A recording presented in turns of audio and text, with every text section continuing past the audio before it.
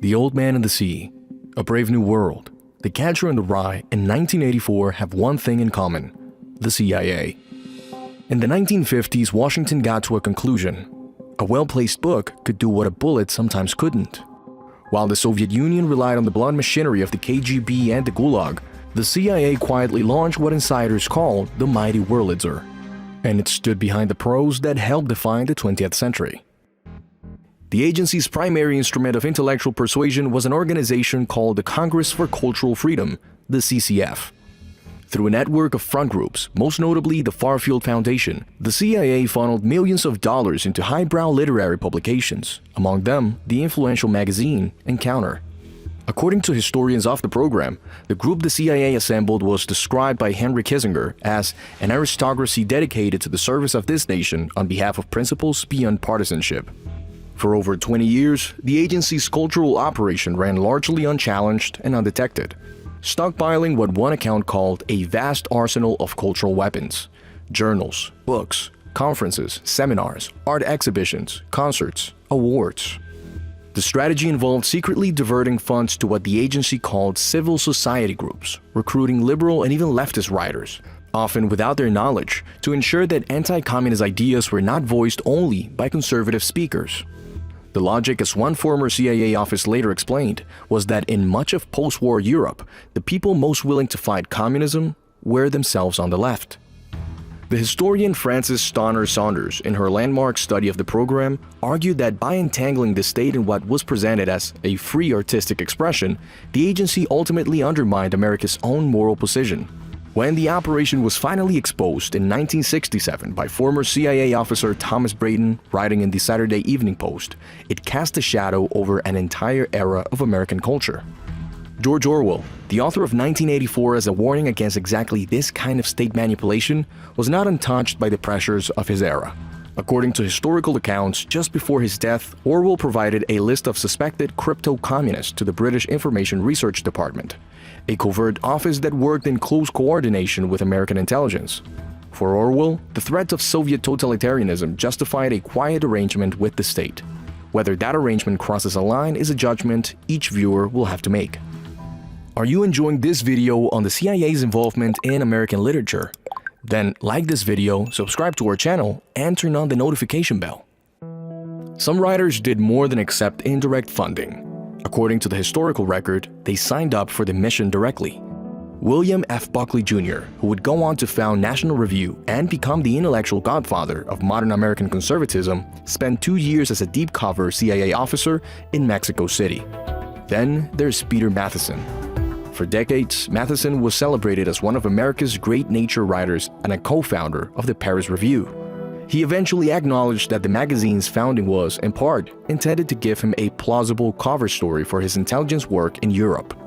His task, according to accounts of the arrangement, was to monitor fellow writers who leaned toward the far left and report back to his CIA handlers if any were growing too sympathetic to communism. He later claimed he cut his ties with the agency fairly quickly. The surveillance of his own household, including hang-up calls to his pregnant wife, had become too much to continue. The Paris Review went on to become one of the most respected literary journals in the world. Whether that legacy is complicated or enriched by its origins is a matter of genuine debate. The case of Ernest Hemingway is among the most volatile in this entire story, and the most tragic. During the Second World War, Hemingway reached out to the FBI through the US consulate and offered his services as a Nazi hunter. The FBI agreed to his scheme and provided him with gasoline for his boat, the Pilar, as well as firearms. He assembled a private intelligence network, which he called the Crook Factory, to track German and Spanish agents he believed were attempting to draw Cuba towards the Axis. For his service, he received a monthly salary of $1,000. But the FBI's interest in Hemingway did not end there. According to the New York Review of Books, the FBI's legal attaché in Havana concluded that Hemingway was fundamentally hostile to the FBI and recommended that agents exercise great discretion in avoiding an incident with him. The Bureau watched him anyway, for the rest of his life. In his final years, Hemingway told friends and his doctors that he was being monitored. Those around him believed he was paranoid. A Freedom of Information request in 1984 revealed that the surveillance was real. Declassified files showed the FBI was tracking him right up until the point when he took his own life. Among the documents, a letter from a doctor at the Mayo Clinic asking J. Edgar Hoover for permission to lie to Hemingway about the investigation on the grounds that the surveillance was actively interfering with his psychiatric treatment. The request was granted. The man who built his mythology on courage and clarity died believing, correctly, that the state he had served was watching him. John Steinbeck, winner of the Nobel Prize of Literature, was not recruited. According to historical accounts, he volunteered. In 1952, he wrote directly to CIA Director Walter Bedell Smith, offering to use an upcoming European book tour as a reporting mission. His words were direct: "I shall be pleased to be of any service." A Nobel laureate, offering his eyes and ears to American intelligence of his own accord. J.D. Salinger presents a different case.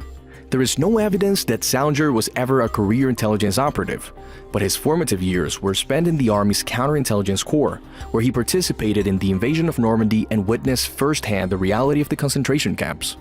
What some historians argue is that the experience left a psychological framework defined by secrecy, institutional distrust, and the awareness that official narratives can mask darker realities. That worldview, they suggest, became the foundation of The Catcher in the Rye. By the 1960s, the relationship between the pen and the intelligence community began to fracture, and the literature changed with it. Writers like Thomas Pynchon turned obsessively to themes of hidden systems, invisible control, and the impossibility of knowing who is really pulling the strings. Or cases like Philip K. Dick, who became one of the fathers of the sci-fi genre, focused on corporate surveillance and existential dread. That preoccupation was not invented from thin air. It was a literary response to a culture in which, as it turned out, the strings were very much being pulled. The CIA's interest had also shifted. According to historical accounts, the agency was no longer satisfied with shaping what the public read. Through MKUltra, it was investigating how the human mind itself might be manipulated, using drugs, hypnosis, and psychological pressure. The program ran for years before Congress shut it down. Its full scope has never been fully disclosed. This era gave rise to what the historian Richard Hofstadter famously called the paranoid style in American intellectual life, a mode of thought in which the individual is constantly pursued by invisible systems of power. Given what we know, it is worth asking, was that paranoia, or was it simply accurate? Were these writers patriots who used their platforms to defend Western civilization at its most vulnerable hour? Were they instruments of a state willing to manipulate the very culture it claimed to protect? Or were they simply pragmatists, navigating an extraordinarily dangerous world with the tools available to them? The historical record does not offer a clean answer. Some signed up willingly. Some were used without knowing it. Some were watched and harassed for decades. And some, the ones who said no, paid a price for that refusal. What the record does make clear is that the line between high art and political power has rarely been as clean as either side would prefer. So we'll put the question to you. Did the CIA's involvement in American literary culture help preserve something worth preserving, or did it compromise the very independence that made that culture worth fighting for? Leave your answer in the comments. And if you enjoyed this video, take a second to like it, to subscribe to our channel, and to turn on the notification bell. This really helps us continue producing the best content especially for you. And if you want to get early access to our releases, click the link in the description or scan the QR code. See you in our next 10-minute brief.